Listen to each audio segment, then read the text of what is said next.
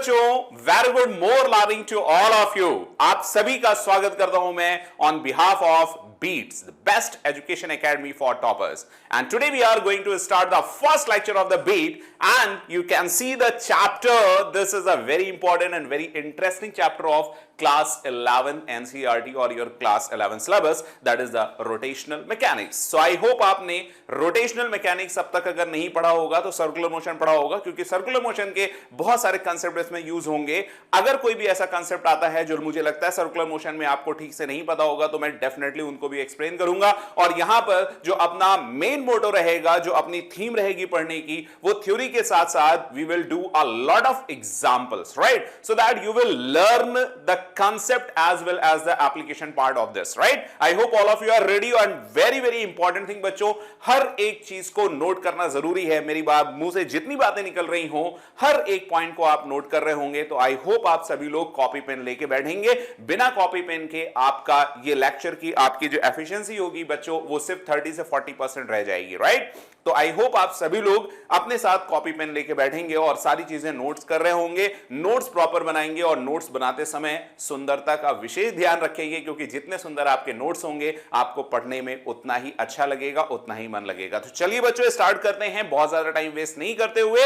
Let's start rotational motion. Are you ready guys? I hope सभी लोग ready होंगे। तो चलिए रेडी करते हैं और फिर स्टार्ट करते हैं बिल्कुल बिगिनिंग से और बिल्कुल बेसिक से। So here is the first slide of that. This is the lecture number 1 as you can see, and the chapter name is rotational motion. So first of all, आज हमको पढ़ना क्या है, स्टार्टिंग कहां से करनी है। चैप्टर मैंने बता दिया, लेकिन चैप्टर को स्टार्ट कहां से करेंगे, बहुत ही शुरू से, बिगनिंग से, बेसिक से, ताकि आप सारी चीजें करते रहे। और बच्चों ध्यान रखना, हम लोग इसमें एग्जाम्पल्स कर देंगे और बहुत सारे एग्जाम्पल्स करेंगे, जिससे कि आपकी जो एक्सरसाइज है वो एक्सरसाइज भी कंप्लीट होती रहे। तो प्रैक्टिस मेक्स द मैन और ऑल्सो द वुमेन परफेक्ट, ये बात हमेशा ध्यान रखिएगा, और इसलिए आपको प्रैक्टिस करना ऑलरेडी जरूरी है। चलिए देखिए, पहले अभी मैं आपको बताता हूं, इस चैप्टर के लिए थोड़ी सी भूमिका बांधना जरूरी है, क्योंकि अभी तक हम लोग पिछले बहुत सारे मोशन पढ़ चुके हैं। तो जैसे कि आपने अभी तक काइनेमेटिक्स पढ़ा होगा, डायनामिक्स पढ़ा होगा। मोशन में स्ट्रेट लाइन यानी स्ट्रेट लाइन मोशन, या आप इसको ऋजुरेखी गति कह सकते हैं, स्ट्रेट लाइन मोशन कह सकते हैं, कर्वीलिनियर भी आपने पढ़ लिया है, प्रोजेक्टाइल मोशन में आपने कर्वीलिनियर पढ़ा था। तो इन सारी चीजों का जो बेसिक थीम है, अब जो चैप्टर आप पढ़ने जा रहे हो उसमें जो चेंज होने वाला है उसको बहुत ध्यान से आप याद रखिएगा। तो एक्चुअली में अभी आपने क्या देखा, so far we have learn about the kinematics, means the linear velocity, linear acceleration. आपने देखा था स्ट्रेट लाइन मोशन हो रहा था, या तो कर्वीलिनियर मोशन हो रहा था, मोशन अंडर ग्रेविटी हो रहा था, अगर वो स्ट्रेट लाइन पे मूव कर रहा था या कर्व पे मूव कर रहा था। तो बॉडी अगर है, पॉइंट है तो कोई बात नहीं, लेकिन अगर कोई बॉडी का मोशन है और वो स्ट्रेट लाइन मोशन है, तो उसमें आपने ध्यान दिया होगा कि उस बॉडी के हर पार्टिकल का, हर एक पार्ट का, हर एक पॉइंट का, हर एक पार्टिकल का सारा जो भी मोशन था वो सेम था। As you can see, so far we have studied about the kinematics and translational as well as the rotational motion, in which all the particles, this is the very much important thing, all the particles of the body goes identical motion, यानी सब identical motion में थे, एक तरह के motion में थे। जैसे आपको यहां मैंने एक एग्जांपल दिखाया है, इस कार का, ड्राइवर का, कार के जितने भी पॉइंट्स हैं, सारे के सारे पार्टिकल, सारे के सारे पॉइंट्स आइडेंटिकल पाथ को फॉलो कर रहे हैं। और इसमें एक सबसे अच्छी बात यह है कि जो मोशन सेंटर ऑफ मास का होगा, जो पाथ सेंटर ऑफ मास का होगा, एग्जैक्टली वही पाथ पार्टिकल के हर एक पार्ट का होगा, बॉडी के हर एक पॉइंट्स का होगा।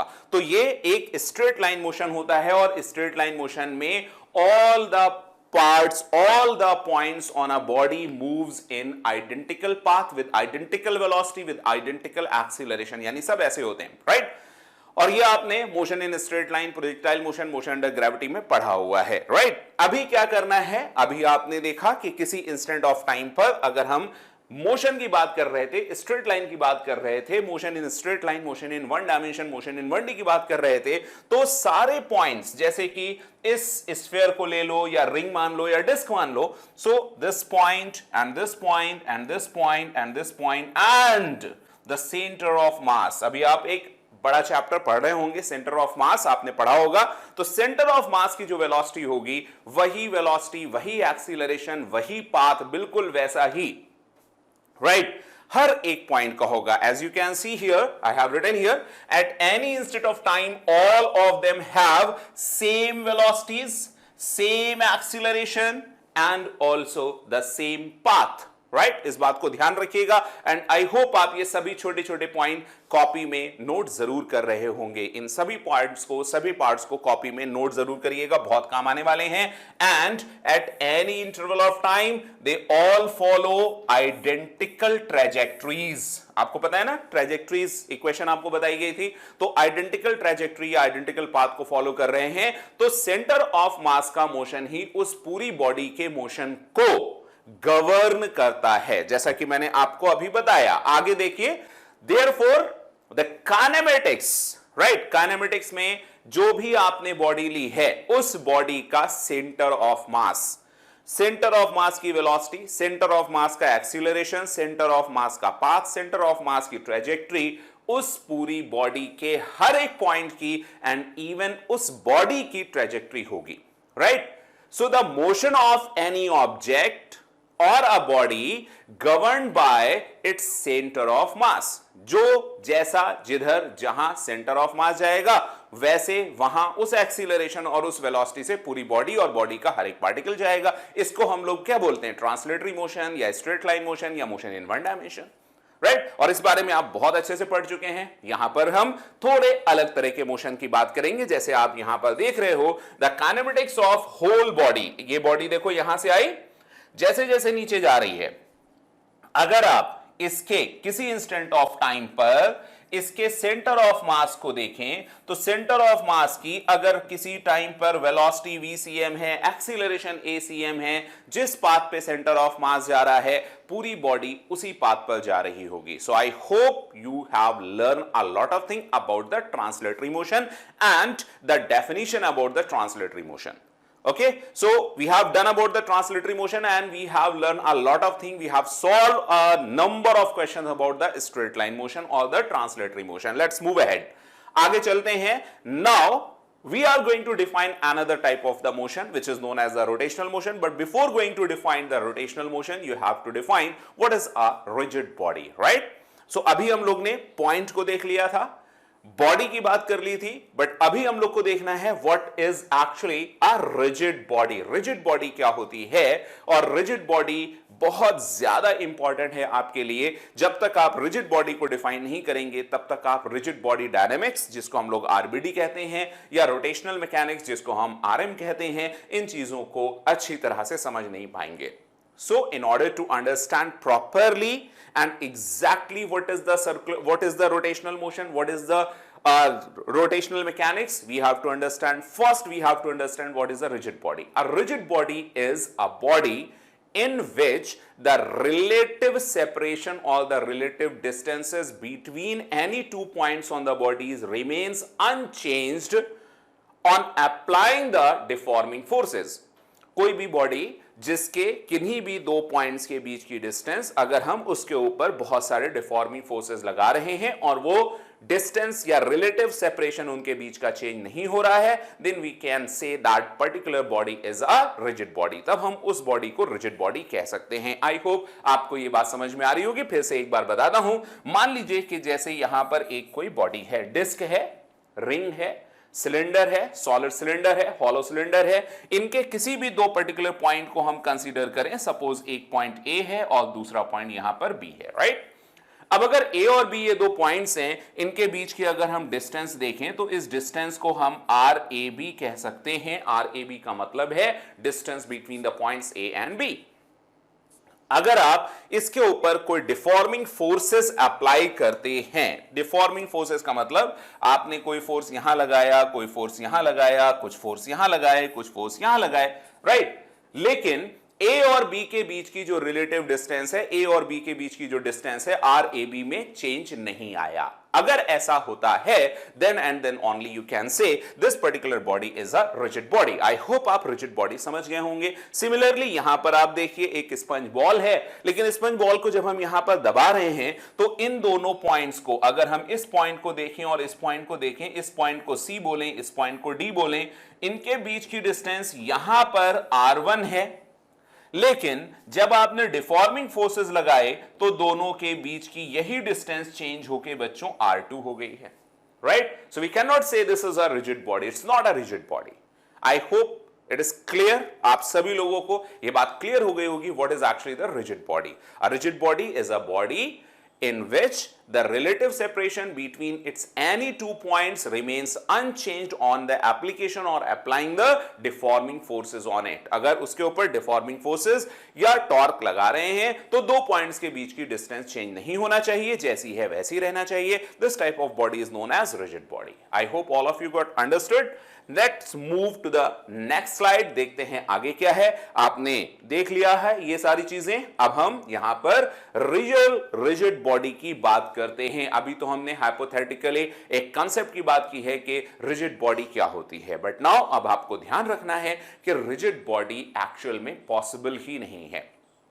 Right, this is the very important statement written over here. You can see here, no real body is truly rigid। No real body is truly rigid। यानी हमें एक्चुअल में कोई भी रिजिड बॉडी नहीं मिलती, क्योंकि थोड़ा बहुत सेपरेशन, थोड़ा बहुत डिफॉर्मेशन तो सभी में होता है, right?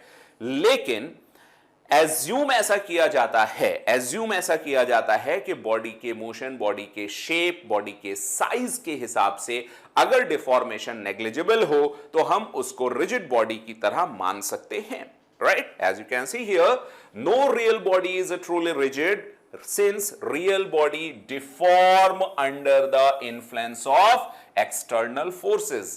A little deformation always be there, always be there। हमेशा थोड़ा बहुत डिफॉर्मेशन तो जरूर होगा। अगर आप उसके ऊपर कुछ फोर्स लगाएंगे तो थोड़ा बहुत डिफॉर्मेशन जरूर होगा। तो no real body is a rigid body. ध्यान रखना, इस बात को कॉपी में लिख भी लीजिएगा, आपको आगे काम आएगा। लेकिन फिर भी हम लोग इन सारे, ये जो आपको एग्जांपल दिए हैं मैंने, यहां पर देखिएगा, अभी ये सारे फॉर्मूले हम लोग को रिजिड बॉडीज में निकालना एक concept पढ़ेंगे। We will just about to learn, or maybe in this lecture or on the next lecture, that is the moment of inertia, MI, represented by capital I, and you will have a formula for each and every body। I equal to mr square, m r1 square plus r2 square by 2 for the cylinder। This is the formula for the sphere, here is the formula for the cylinder, for the ring। You have a number of bodies, right?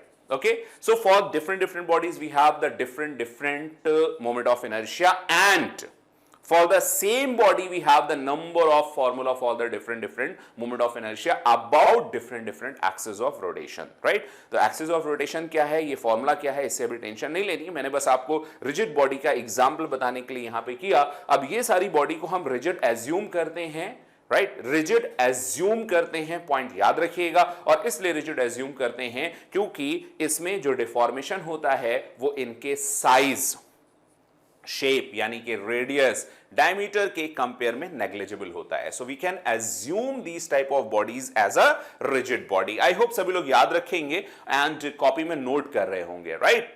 Very good. चलिए आगे बढ़ते हैं। यहां पर अब मैं आपको इस बॉडी के मोशन के बारे में बताऊंगा, क्योंकि अभी हम लोग ने बात की थी स्ट्रेट लाइन मोशन में। स्ट्रेट लाइन मोशन में बताया था कि बॉडी के सेंटर ऑफ मास के मोशन से ही पूरी बॉडी का मोशन गवर्न होता है। जैसा, जिधर, जितना, जिस एक्सीलरेशन से, जिस वेलोसिटी से उसका सेंटर ऑफ मास मूव करेगा, पूरी की पूरी बॉडी उसी एक्सीलरेशन से, उसी वेलोसिटी से, उसी पाथ पर उसी तरह से मूव करेगी, यानी कि उस बॉडी का सेंटर ऑफ मास पूरी बॉडी के मोशन को गवर्न कर सकता है, राइट? बट नाउ अब हम लोग डिफरेंट टाइप ऑफ मोशन के बारे में बात करने जा रहे हैं। यहां से देखिएगा types of motion of a rigid body, जिसमें आपने ट्रांसलेशनल मोशन की बात की थी। ट्रांसलेशनल के लिए मैंने एक सिंपल से आपको एग्जांपल बताए थे, और ट्रांसलेशन में हर एक particle including the centre of mass, identical path पर आइडेंटिकल वेलोसिटी से आइडेंटिकल एक्सीलरेशन से चलते हैं। जैसा कि एग्जांपल आपको यहां पे जीआईएफ में दिख रहा होगा कि इस बॉडी का सेंटर ऑफ मास की जो भी वेलोसिटी है, राइट, इसके हर एक पॉइंट, आप इस पर कितने भी पॉइंट ले लो, भागता जाएगा, रुकेगा नहीं, है ना, कितने भी पॉइंट ले लो, चाहे सेंटर पे ले लो, सरकमफ्रेंस पे ले लो, पेरिफेरी पे ले लो, वो सारे उसी से चलेंगे, उसी वेलोसिटी से चलेंगे, उसी पाथ पर चलेंगे। So this type of motion is known as straight line motion और translatory motion, right, correct. Okay, चलिए आगे बात करते हैं। Next one is the rotational motion. Rotational motion क्या है? इस रोटेशनल मोशन में भी कई कैटेगरी आ जाती है, rotational, with sleeping, without sleeping, pure rotation, impure rotation, right. अभी मैं उसको इतना कॉम्प्लिकेटेड नहीं करूंगा, मैं बिल्कुल सिंपल वाला केस लेके चल रहा हूं। आई होप आप समझ रहे होंगे। और ये सारे डायग्राम जितने भी मैं आपको यहां पर चीजें लिखाई हुई दिखाई दे रहा हूं, उन सारी चीजों को बच्चों नोट जरूर करते रहिएगा, क्योंकि आप नोट करेंगे, बाद में पढ़ेंगे, सुंदर नोट्स बनाएंगे तो आपका पढ़ने में मन भी लगेगा, राइट। चलिए अब देखिए दूसरा मोशन क्या है कि यहां पर मैंने बताया, अभी ट्रांसलेशनल आपको बताया था, रोटेशन बता दिया। अब रोटेशन क्या है? A body is said to be in pure rotation, right? Pure rotation if each and every particle of the body moves in a circle with same angular velocity. अब जरूरी नहीं है, यहां पर एग्जाम्पल मैंने आपको सर्कुलर मोशन का दिखाया है, लेकिन दूसरा एक और चीज मैं आपको दिखा देता हूं कि मान लीजिए कोई भी इस शेप की कोई बॉडी है, राइट, किसी भी आर्बिट्रेरी शेप की बॉडी है और उसका कोई सेंटर ऑफ मास, या सेंटर ऑफ मास नहीं, ये पॉइंट अगर मैंने मान लिया कि ये एक पॉइंट है, यहां से इसको पिनअप कर दिया और इस पॉइंट के अबाउट अगर हमने इसको रोटेट करा दिया ऐसे, अब इसके ऊपर जितने भी बच्चों ध्यान से देखिएगा, जितने भी पार्टिकल्स हैं, राइट, ये पार्टिकल हो, ये पार्टिकल हो, यहां पर पार्टिकल हो, इस वाले पॉइंट को छोड़ करके जितने भी पॉइंट्स होंगे वो सारे के सारे सर्किल में रिवॉल्व कर रहे होंगे, right. If a body moves in a such a way about any axis that at any point on that body, any point on that body or any point of that body moves in a circular motion, एक circle में move कर रहा हो।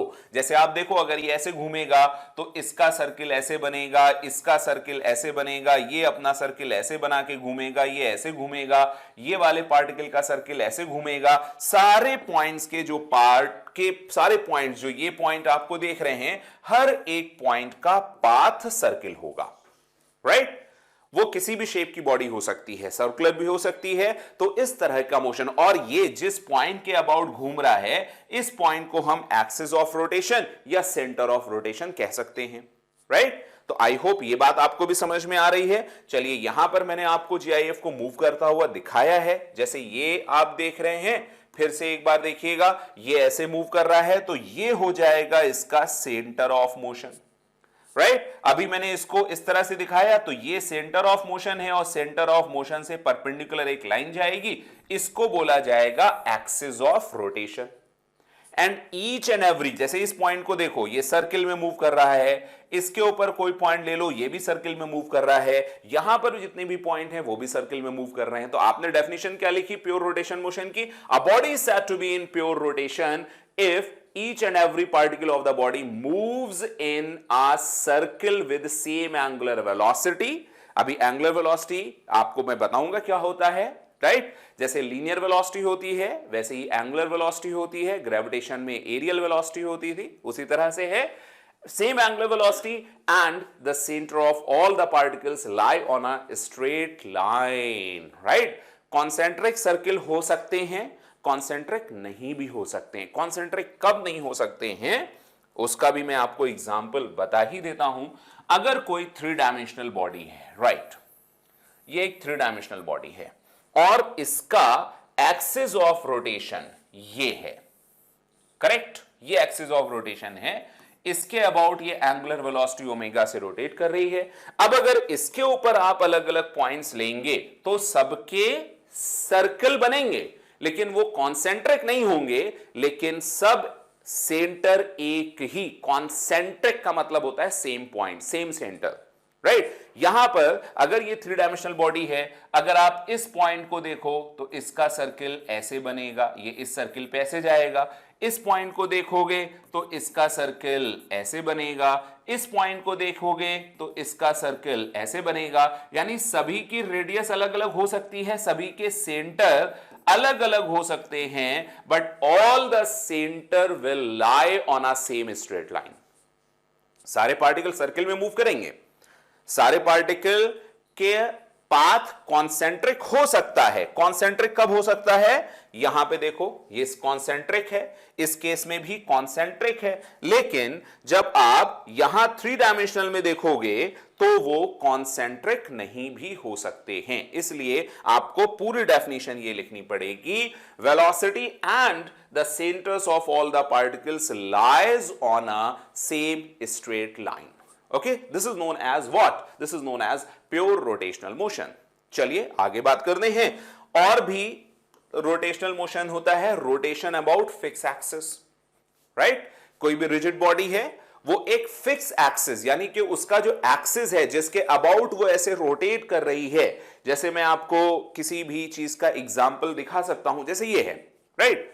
अभी ये axis हो गया, इसके अबाउट ये रोटेशन हो रहा है, तो अभी एक्सिस फिक्स है। जैसे यहां फैन देखिए, फैन का एक्सिस ऑफ रोटेशन फिक्स है, लेकिन फैन रोटेट कर रहा है। फैन के ऊपर जितने भी पॉइंट्स होंगे सब सर्किल में मूव कर रहे होंगे, लेकिन जिस एक्सिस के अबाउट रोटेट कर रहे होंगे वो एक्सिस मूव नहीं करेगा। क्या मूव कर सकता है? यस, मूव कर सकता है। तो एक रोटेशन मोशन का ये एक पार्ट है, rotation about fix axis, rotation of a ceiling fan, opening and closing of the doors, ऐसा भी मान सकते हैं आप। ये एक डोर है और ये इस एक्सिस के अबाउट रोटेट कर रहा है, यहां पे इसके हिंजेस लगे हुए हैं और इसके अबाउट रोटेट करेगा तो इसका भी एक्सिस फिक्स है। तो रोटेशन अबाउट फिक्स एक्सिस, जब एक्सिस जिसके अबाउट रोटेशन हो रहा हो वो फिक्स हो, this is known as rotation about fix axis. Fix axis के बाद जब आप आगे चलते हैं तो rotation about an axis which is also moving, axis भी मूव कर रहा है।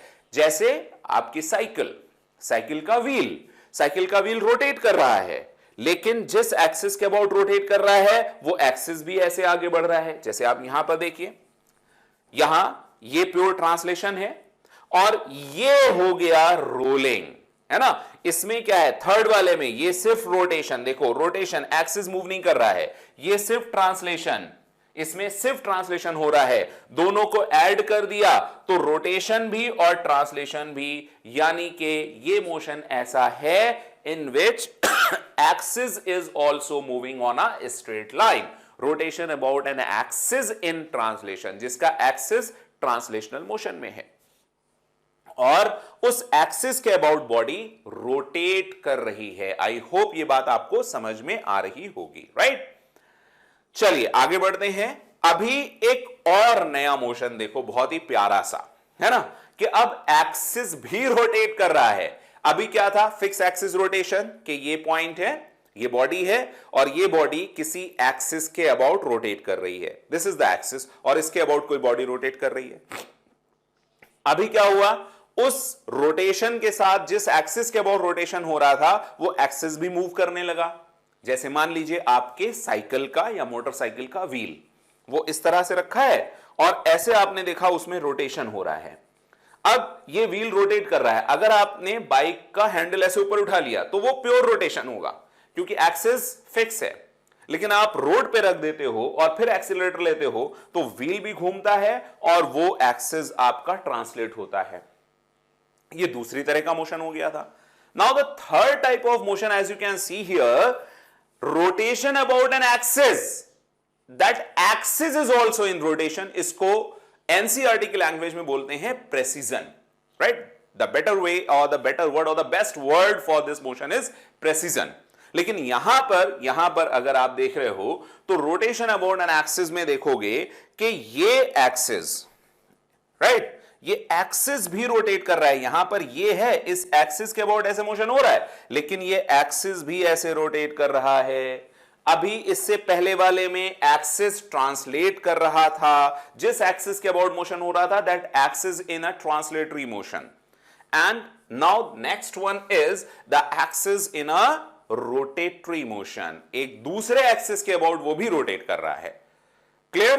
तो ये है type of rotational motion. Rotation समझ गए, रोटेशन अबाउट फिक्स एक्सिस समझ गए, rotation about an axis which is in rotation, ये थोड़ा हायर लेवल का है, इसमें हम लोग अभी नहीं जाएंगे, लेकिन दोनों में मूव करेंगे। रोलिंग हम लोग पढ़ेंगे डेफिनेटली, बट धीरे धीरे पढ़ेंगे ताकि आप जब छोटा सा कंसेप्ट पढ़ें उस पर खूब सारे एग्जाम्पल करें, फिर छोटा सा कंसेप्ट पढ़ें, फिर खूब सारे एग्जाम्पल करें, फिर छोटा सा कंसेप्ट पढ़ें, फिर खूब सारे एग्जाम्पल करें, जिससे आपको चीजें और अच्छी तरह मजेदार समझ में आने लगेंगी। आई होप आपको ये बातें क्लियर होंगी। अब आगे बढ़ते हैं। रोटेशन मोशन के पढ़ने के बाद अब जो इंपॉर्टेंट चीज आती है that is yes kinetics of rotational motion. अब मजेदार चीजें आने, अब आपको इंटरेस्ट आना शुरू होगा। अब आप जब इसके क्वेश्चन लगेंगे तो उसमें और मजा आएगा। ध्यान रखिए क्लास 11 के 2 ही चैप्टर बहुत ही ज्यादा मजेदार हैं, जिसको अगर आप अच्छे से पढ़ोगे तो आपको पढ़ने में बहुत मजा आएगा, एंजॉय करोगे। और आपको वैसे तो हर चैप्टर को एंजॉय करके ही पढ़ना है, राइट? एंजॉय करके पढ़ना है, नोट्स प्रॉपर बनाने हैं, थ्योरी की हर एक पॉइंट बहुत ही क्लियरली थ्योरी में मेंशन करना है। जहां पर आपको मैं स्टार बनवाऊं, जहां पे अंडरलाइन करूं, वो तो हर हालत में आपको याद रखने हैं, क्योंकि वहीं से क्वेश्चन आपको कंफ्यूज करने की कोशिश करता है एग्जाम में, राइट? तो उनको ध्यान रखें और ज्यादा से ज्यादा क्वेश्चन सॉल्व करने की अपने आप से कोशिश करें कि जिससे आपको कंसेप्ट किस तरह से घुमाया फिराया लिटाया बड़खाया लड़खड़ाया जा सकता है वो सब आपको मिलेगा, राइट? तो वो आपको नंबर ऑफ क्वेश्चन से ही मिलेंगे और डेफिनेटली हम लोग यहां पर भी करेंगे। चलिए देखते हैं काइनेमेटिक्स ऑफ रोटेशनल मोशन में हम लोग को धीरे धीरे कौन सारी चीजें पढ़नी है। Now first thing first, right? That is angular displacement. तो अब ये एंगुलर डिस्प्लेसमेंट क्या है बच्चों? एंगुलर, तो एंगल तो समझते ही होगे यार, बचपन से पढ़ा हुआ है ना? कोण बराबर क्या था? 4/3 त्रिज्या ना। Angle is equal to arc upon radius, बचपन का पहला फॉर्मूला था, वहीं से स्टार्टिंग है। यहां पर एंगुलर डिस्प्लेसमेंट है, बट एंगुलर डिस्प्लेसमेंट में एक कंफ्यूजन या कन्फ्यूजन होता है। ऐसा लगता है कि जब भी कोई पार्टिकल एक सर्कल में मूव करता है ना, तभी वो एंगुलर डिस्प्लेसमेंट होता है। तो ये कंफ्यूजन में भी आपको दूर करूंगा।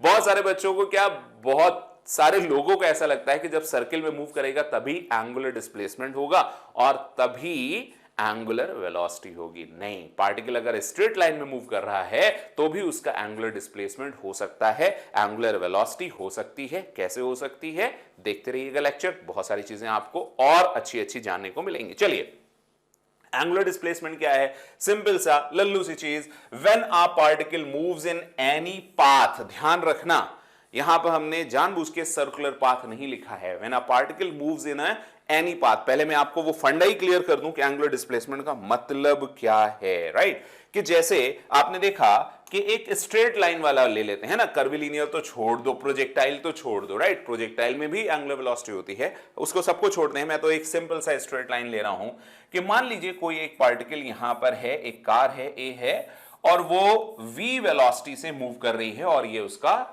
डायरेक्शन है वेलोसिटी का, राइट? अभी क्या हुआ कि वो इस पाथ को ट्रैवल करते हुए यहां से यहां पर पहुंच गई, मतलब उसने ए पॉइंट से मूव कर गया बी पर, राइट? अब आप जरा ध्यान से देखना, एक बंदा यहां खड़ा था, या आप खुद अपने आप को एज्यूम करो कि आप यहां एम पॉइंट पर खड़े थे और एक दूसरा बंदा था वो यहां पर एन पॉइंट पे खड़ा था और एक बंदा ऐसा था जो इसी स्ट्रेट लाइन पे, है ना, ये पी पॉइंट पे खड़ा था। क्लियर? अब सभी लोग इसको देख रहे हैं, ये जो जा रहा है ना, मतलब यहां से एक वी वेलोसिटी से कोई स्कूटी से जा रहा होगा, स्कूटी से नहीं, मान लो बाइक से कोई जा रहा है, तो सब लोग इसको देख रहे हैं। तीनों लोग, एक पी पे खड़ा हुआ है, एक एम पे खड़ा हुआ और एक एन पे खड़ा हुआ है, तीनों की नजरें इस पर टिकी हुई है। कोई इंपॉर्टेंट होगा, है ना? तीनों की नजरें इस पर टिकी हुई हैं और तीनों इसको ऐसे देखते हुए जाते हैं। अब सोचो कि उन्होंने उसको कैसे देखा होगा। ऐसे देख रहे हैं पहले, फिर ऐसे सामने से चलता गया यहां तक देखा। अब अगर आप एन वाले बंदे को देखोगे तो एन वाले बंदे ने इसको यहां से देखना शुरू किया और यहां तक गया, तो इसकी गर्दन कितनी घूमी? ये, इसको बोला जाएगा थीटा एन, यानी एंगुलर डिस्प्लेसमेंट ऑफ एन और with respect to point N. अगर आप इसी चीज को देखते हैं कि एम वाले बंदे ने, एम वाला बंदा पहले इसको ऐसे देख रहा था, क्लियर, अभी उसने यहां से फिर धीरे धीरे इसको यहां तक देखा, ऐसे घुमा होगा, तो ये जो डिस्प्लेसमेंट है इसको बोला जाएगा theta M. Particle straight line पे जा रहा है, मोशन स्ट्रेट लाइन पे हो रहा है, लेकिन फिर भी आपको एंगुलर डिस्प्लेसमेंट, ये मैं इसलिए पहले बता रहा हूं कि आपके दिमाग में ये कंफ्यूजन ना रहे कि एंगुलर डिस्प्लेसमेंट सिर्फ सर्कल में होता है, राइट, इसलिए बता रहा हूं, ध्यान रखना, और कॉपी में ये डायग्राम ऐसे ही बनाना। लेकिन अगर आप इस पी पॉइंट को देख रहे हो, राइट, कि जो भी आपको रोटेशनल मैकेनिक्स में जो भी चीजें angular displacement, angular velocity, angular acceleration, angular impulse, angular momentum, angle वाली जितनी चीजें हैं वो सब पॉइंट पे डिपेंड करेंगी। यानी एक ही मोशन के लिए, एक ही बॉडी के लिए, एक ही पार्टिकल के लिए हर एक पॉइंट पर उसकी चीजें अलग अलग होंगी, क्योंकि वो रिलेटिव हैं, राइट। जैसे आपने देखा कि angular displacement with respect to N वो थीटा एन है, angular displacement with respect to M वो थीटा एम है, लेकिन पी वाला बंदा इसको देख रहा था ऐसे और अभी भी इसको देख रहा है ऐसे। मान लो आप इसी रोड पे खड़े हो और उसी रोड से सीधे कोई ऐसे बंदा जा रहा है, क्या आपकी नजर या आपकी गर्दन घूमेगी इधर उधर? नहीं, आप ऐसे ही देखते रहोगे। यानी आपके रिस्पेक्ट में उसका एंगुलर डिस्प्लेसमेंट जीरो है, राइट, एंगुलर डिस्प्लेसमेंट जीरो है, बट उसका डिस्प्लेसमेंट है, क्योंकि आपको अपनी गर्दन बिल्कुल नहीं घुमानी पड़ रही है। तो इसके लिए एंगुलर डिस्प्लेसमेंट अलग, इसके लिए एंगुलर डिस्प्लेसमेंट अलग, इसके लिए एंगुलर डिस्प्लेसमेंट अलग है। यानी ये angular displacement of a particle moving in a straight line may और may not be zero, may or may not be equal with respect to 2 point and may or may not be different, right? कोई 2 point ऐसे हो सकते हैं, आप exactly यहां पर ले लो, इसके रिस्पेक्ट में एंगुलर डिस्प्लेसमेंट सेम होगा, क्लियर। इसके रिस्पेक्ट में एंगुलर डिस्प्लेसमेंट जीरो है, आप थीटा पी बोला जाए, angular displacement with respect to P, तो आप कहोगे जीरो। कभी कभी हम इसको डेल्टा थीटा भी बोलते हैं। अगर ये वेरी वेरी स्मॉल होता है, माय डियर स्टूडेंट्स ध्यान देना, वेरी वेरी स्मॉल, अगर ये वेरी वेरी स्मॉल होता है then you can say this is d theta. और अब आती है मुद्दे की बात, ये है कि वेरी स्मॉल एंगुलर डिस्प्लेसमेंट है दैट इज ऑलवेज वेक्टर, ठीक है। चलिए, अभी तो मैंने आपको फिर से वो बात बताऊंगा, अभी तो मैंने आपको यह बताया कि अगर स्ट्रेट लाइन में कोई पार्टिकल मूव कर रहा है स्ट्रेट लाइन में, तो वहां पर डिस्प्लेसमेंट, एंगुलर डिस्प्लेसमेंट हो सकता है, राइट। तो यहां एंगुलर डिस्प्लेसमेंट आपने देख लिया। अब ये एंगुलर डिस्प्लेसमेंट और कहां पर हम देख सकते हैं, यहां मैं आपको बता रहा हूं, when a particle moves in any path the change in angle traced by its position vector, right, it's position vector. जैसे देखो कि अभी ये सेंटर है, हम सी के अबाउट देख रहे हैं, राइट। तो यहां पर इनिशियल एंगल यहां से बन रहा था और फिर ये पार्टिकल अपनी इनिशियल पोजीशन आई से फाइनल पोजीशन गया, तो इनिशियल एंगुलर डिस्प्लेसमेंट इसका था कुछ और फिर फाइनल एंगुलर डिस्प्लेसमेंट ये हुआ। तो यहां से यहां जाने पर ये चेंज इन एंगल क्या हुआ, इसको हमने डी थीटा बोला, राइट। अभी जो डी थीटा है यही कह रहा है when a particle moves in any path the change in angle traced by its position vector about a fixed point is known as angular displacement, right. यानी कि अगर कोई पार्टिकल अपनी पोजीशन ए से पोजीशन बी पर जाता है तो किसी पॉइंट ओ के रिस्पेक्ट में, ध्यान दीजिए, किसी पॉइंट ओ के रिस्पेक्ट में उसका पोजीशन वेक्टर, ध्यान दीजिए ये पोजीशन वेक्टर R1 और अब इसकी फाइनल पोजीशन का वेक्टर है R2। पोजीशन वेक्टर जितना एंगल घूम जाता है उसे हम उसका एंगुलर डिस्प्लेसमेंट डी थीटा कह सकते हैं या डेल्टा थीटा कह सकते हैं। अगर डी थीटा है और वो वेरी स्मॉल है तो वो वेक्टर होता है, I hope all of you got understood about the angular displacement. Motion के बारे में देख लिया हम लोग ने, एंगुलर डिस्प्लेसमेंट के बारे में देख लिया। एंगुलर डिस्प्लेसमेंट के बारे में भी और भी बहुत सारी चीजें जानना बाकी हैं कि वो वेक्टर होता है तो क्यों होता है और स्केलर होता है क्यों होता है। तो आज के लेक्चर का आज का पार्ट यहीं पे बच्चों खत्म होता है। नेक्स्ट लेक्चर में जब हम लोग चलेंगे तो नेक्स्ट लेक्चर में आपको मैं बता देता हूं कहां से स्टार्ट करूंगा। नेक्स्ट लेक्चर यहां से ही जहां से खत्म हुआ है वहां से आएगा। इसकी यूनिट्स के बारे में हम लोग बात करेंगे और फिर एंगुलर वेलोसिटी के बारे में बात करेंगे कि angular velocity angular displacement divided by time. Right, तो आई होप आप सभी ने एंजॉय किया होगा। सो प्लीज बच्चों इस वीडियो को जरूर जरूर जरूर लाइक कर दीजिएगा, अपने दोस्तों को शेयर करिएगा and beat the NEET channel को सब्सक्राइब जरूर करिएगा और लाइक जरूर करिएगा, क्योंकि इसमें बहुत सारी चीजें मिलने वाली हैं। इस चैप्टर में हम लोग बहुत सारे क्वेश्चंस करने वाले हैं। तो जितने भी बच्चे जो एक्चुअल में रियल फिजिक्स पढ़ना चाहते हैं और क्रैक करना चाहते हैं नीट या जेई फर्स्ट अटेम्प्ट में, उन सभी के लिए वीडियो बहुत इंपॉर्टेंट होने वाले हैं। साथ में आपको शॉर्ट्स मिलेंगे जो 1 मिनट में फिजिक्स सिखाएंगे, बहुत सारे इंपॉर्टेंट पॉइंट जो सिर्फ आप 1 मिनट में सीख लेंगे। तो 1 मिनट फिजिक्स को भी प्लीज सब्सक्राइब करिए। डिस्क्रिप्शन में आपको सारी चीजें दिख रही होंगी, शॉर्ट्स में बहुत सारी चीजें पड़ी हुई हैं, उनको लाइक करें और एक दूसरे को शेयर कर दें। मिलके हैं अगले वीडियो लेक्चर में, तब तक के लिए bye bye, all the best.